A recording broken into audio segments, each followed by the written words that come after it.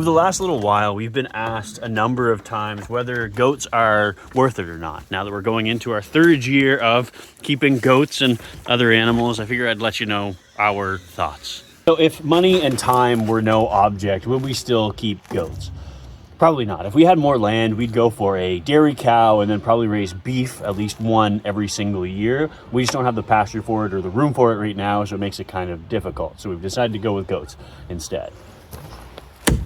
And it's unfortunately very, very true what they say about goats is you need a fence that's going to hold water because they are going to escape.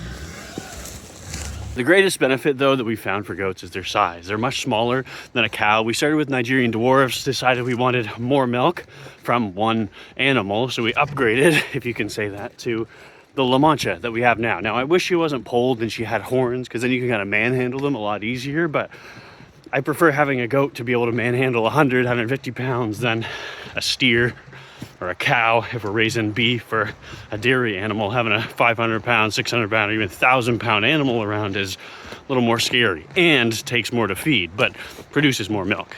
Ultimately, you just have to decide what's best for you and your family, what fits best with your lifestyle. Do you want to be processing a lot of cheese and have room for a cow? Absolutely do it. You can make yogurt, you can make a ton of stuff. We don't get that much milk all the time. But goats are pretty cute.